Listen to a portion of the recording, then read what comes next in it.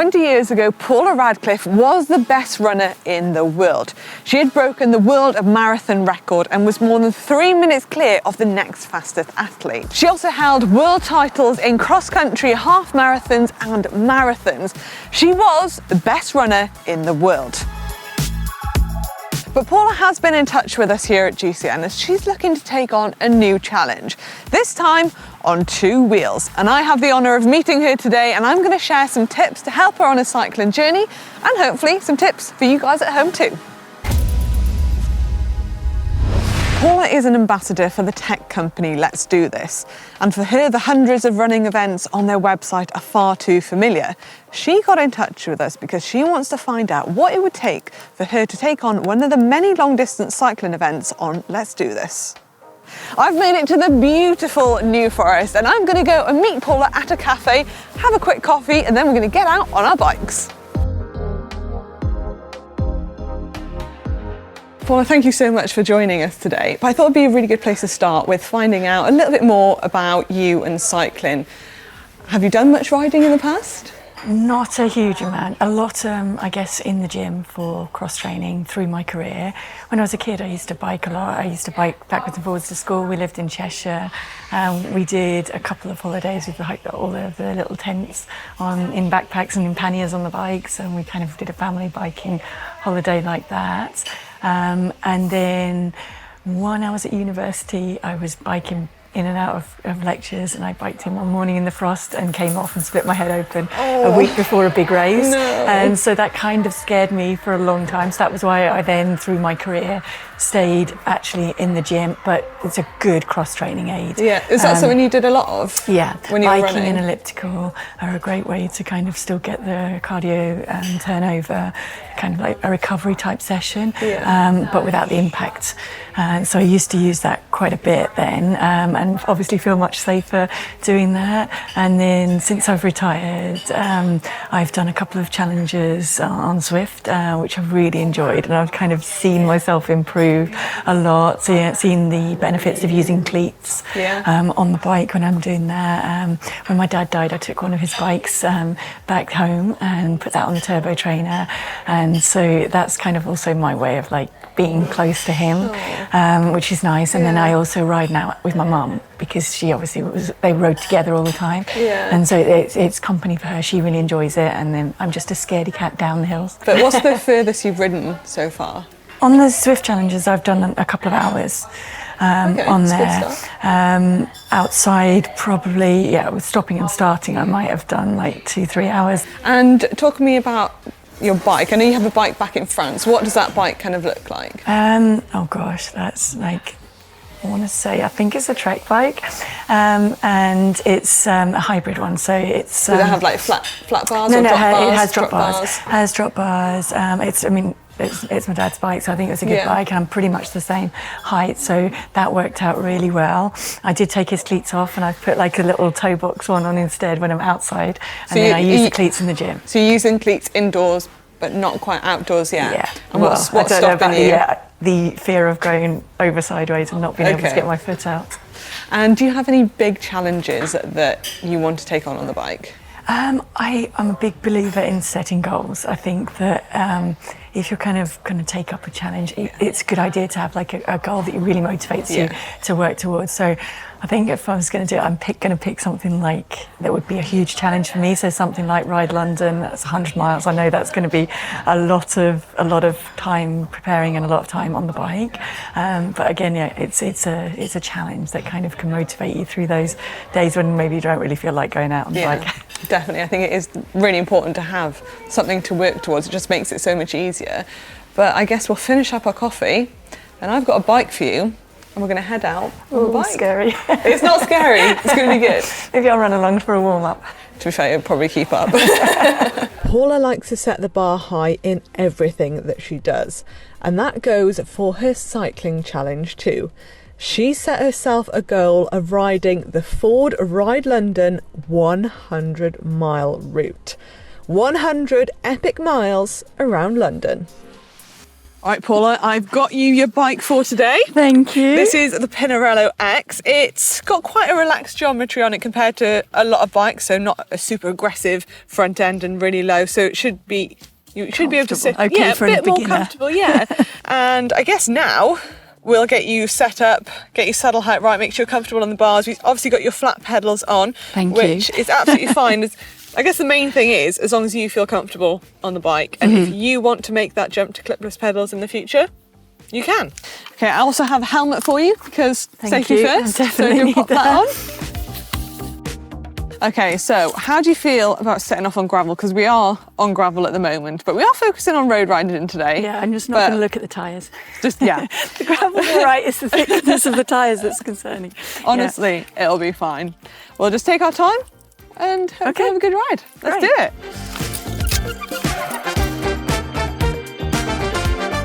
Feels lighter. Feels lighter. Even though I'm not actually lifting it. Definitely, I mean, it's another level up, I think, from the bike that I'm used to. This is the equivalent of like carbon shoes in running. Yeah.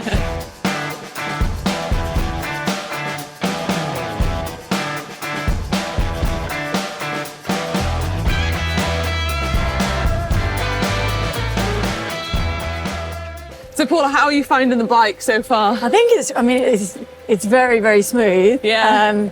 And I'm not worried too much about the tyres because it does feel very stable.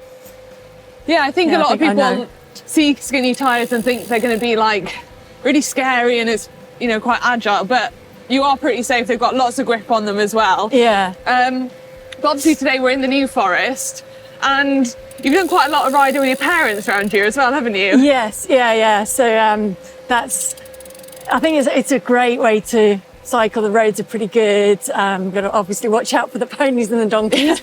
And some pigs. But then, yeah, you get to see some really great wildlife as well while you're doing it. And there are hills, but it's not really, really tough like being in the mountains. So I think it's quite a nice place for a beginner to start. Yeah, definitely. Cattle grids scare me though. Yeah. They really scare me. Even when you're running? Yes, even when I'm running, because the bars roll, don't they? Yeah. And I've seen people get their legs stuck down them, so... Let's not do that today. Yeah. Let's avoid Stay away that. from those. So you were saying a little bit earlier that descending worries you a little bit. But Yeah, again, it's just the speed, I think, and Yeah. that scares me, so I'm kind of always on the brakes if I'm going downhill. And then because I did skid off on ice when I was at uni, I think the cornering, particularly if it's wet or you can see it glistening, that does scare me a little bit. Yeah, and I feel like once you have that one thing happen to you, fall off, you always have that one memory and then you just see the tiniest bit of ice or a wet bit and you're like, I'm going to fall off. Yeah. Well, how would you feel about us finding like a nice little corner and having some cornering practice in? Oh. Are you keen? Keen is not the right word. But yeah, up for a challenge. Let's do it. Right, we found ourselves a nice little corner that we're going to do some practicing on. But first, some little tips. I always find it a little bit better to corner on the drops, but I think that comes down to personal preference, whatever you find more comfortable. As well, you want to just have your hands just hovering over the brakes. You shouldn't need to brake too much on this corner. It should just be a nice flow. And again, when you're on the bike, so going around this corner, you want your outside leg of the corner, you want your pedal to be at the 6 o'clock position and your inside leg up at the 12 o'clock position. So how did you find that? I think that was okay. I was so conscious of getting my legs in the right position that I needed to pedal. I wasn't going quick enough. But no, it felt comfortable. Yeah, good start. Do you reckon you get a little bit more speed into it this time? Yeah. So when you are doing Ride London, it is obviously going to be a mass start with quite a few other people around you, a few hundred probably. Yeah. How many people have you ridden with before? Have you ever done anything like that? No, and that bit probably would be intimidating for me, particularly starting off. Yeah. Because I think you're trying to find your balance and find your rhythm, aren't you? Yeah, definitely. And to be, I guess people start at different speeds as well. Yeah. Was it like that in running? Like obviously you have mass starts. Is it a worry of bumping into people on the start line or? More cross country. Yeah. Because there, especially if you're going into sharp corners, You want to be fairly in the front. soon, you need to get a very good start. Yeah. And so, yeah, you need to have sharp elbows Yeah. to keep your space. And I kind of feel like that wouldn't be an advantage on the bike. Pacing is as well incredibly important. Yeah. I think we've all been there, especially in running as well. You go off way too fast and you regret it in a few miles. Yeah. So, yeah, 100 miles, it does seem like a long way, but it's 100% possible if you pace it right. Okay. Fueling is incredibly important, and I'd say every 20, 30 minutes have something to eat and, have energy drink in your bottle so you get fueling that way as well. But also on an average week, how much time would you say you have to train? It can really, really vary. So there can be weeks where I could possibly get a couple of hours in a day. Yeah. And there can be other weeks where just work-wise I might only get maybe once or twice. And I might have to use the turbo trainer indoors for some of that. Yeah.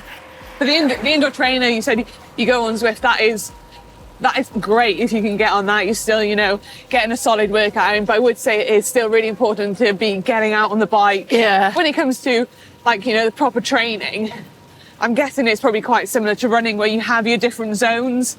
Yeah. And I guess you can use some of the workouts you did in running, cross them over to the bike as well. But it is about building up that endurance as well on the bike. So you might want to start off, just going out for an hour, and every week just building it by an extra, half an hour. How long ago was it that you retired from running? 2015. And after your retirement, did you want to go into doing other sports, or how did you find the transition to retiring? I think I definitely wanted to keep running in there. But yeah, there were other sports that then you've suddenly got more time to be able to do that I enjoy doing. So yeah, that's when I guess started going the biking a little bit more. Yeah. Bit of kayaking on the sea as well, which is quite nice. Yeah. And now that you have, a goal on the bike, are you quite competitive? Do you want to get on that start line and absolutely smash it? Yeah. Well, not absolutely smash it. I think I know I'm not. There's a sport I'm good at, and there's some sports that I might be okay at if I worked at. But it's more, if I do it, I want to give it the best I can do. Yeah. So I don't expect to be competitive in the race itself, but to meet my personal goals. Big thank you to Let's Do This for making this video possible, and make sure to head over and check their website. They've got hundreds of experiences to choose from, whether it's running, swimming, cycling. There's something for everybody, and especially if you're looking to try something new and push yourself out your comfort zone, like Paula has, taking on a bike challenge, make sure to head over to their website. And finally, a big thank you to you, Paula, for being in this video and letting us take you out on a bike ride. Thank you to you, Manon, for making it so much fun. Pleasure. My first experience, and for the inspiration. My pleasure. And if you have any tips for Paula, leave them down in the comment section, and make sure to give this video a big thumbs up.